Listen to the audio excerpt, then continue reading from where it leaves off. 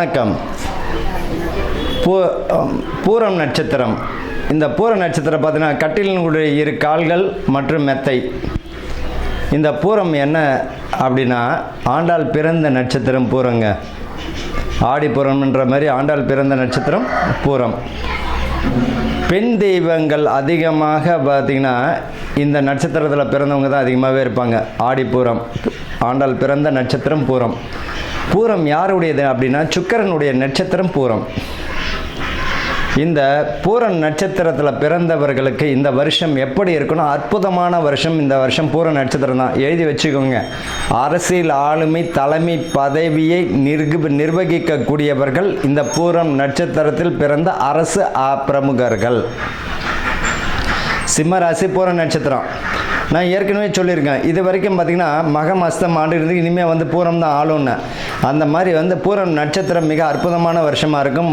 அரசு ஆளுமை மிக்க நட்சத்திரம், வெற்றியை தரக்கூடிய நட்சத்திரமாக இருக்கும் இந்த வருஷம். உடல் நலத்தில் பார்த்திங்கன்னா மிக கவனம் தேவை.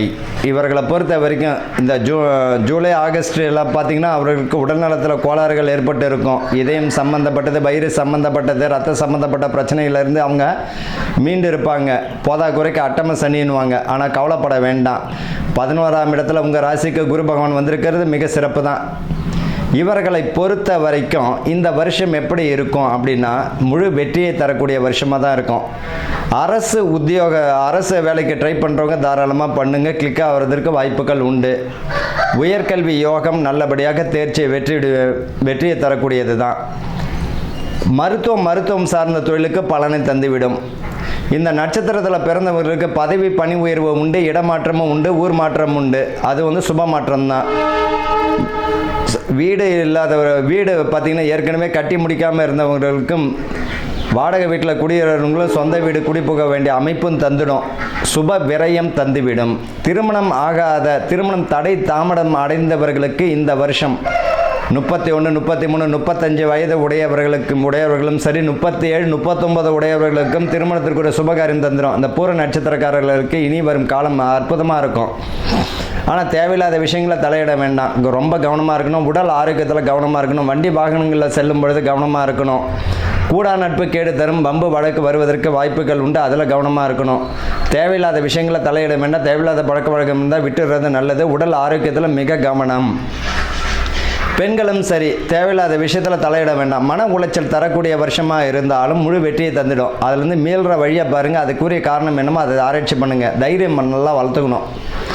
இந்த காலகட்டத்தில் பார்த்திங்கன்னா சுப விரயங்கள் சுபகாரியத்துக்கு பலனை தரும். அதாவது வீடு கட்டி கடன் வருவதற்கும், திருமணம் செய்து கடன் வருவதற்கும் பலனை அதுக்குரிய வழி தரும். இன்னொன்று, பணம் கொடுத்து வேலை வாங்கணும், கவர்மெண்ட் வேலை வாங்கணும்னா பணம் விரயம் தாங்க.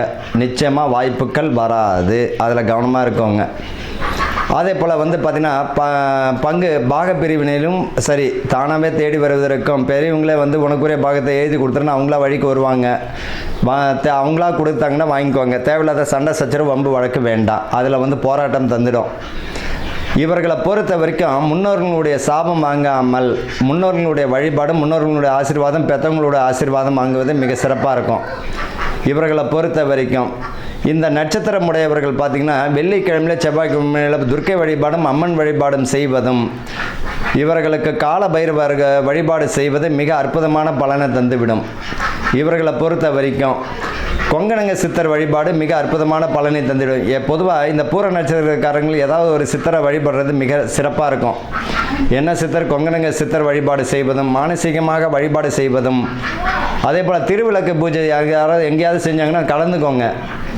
இவர்களை பொறுத்த வரைக்கும் கோபூஜை செஞ்சாலும் கலந்துக்கோங்க. இவர்களை பொறுத்த வரைக்கும் அவினாஷி அப்பர் வழிபாடு செய்வது மிக அற்புதமான பலனை தந்துவிடும். அவினாஷி அப்பர் பிரதோஷம் நாள் அன்று அவினாஷி உள்ள எழுந்தரில் இருக்கும் அவினாஷி அப்பரை வழிபாடு செய்வதும், அங்கே இருக்கும் கால பைரவரை வழிபாடு செய்வதும், காலையில் பார்த்திங்கன்னா கோபூஜையில் கலந்துக்கும் போது அந்த பசுவிற்கு ஒரு நாள் உணவு தானம் தருவதும் இந்த பூர நட்சத்திரக்காரர்கள் வளர்வதற்கு ரொம்ப அற்புதமான வருஷமாக இருக்கும்.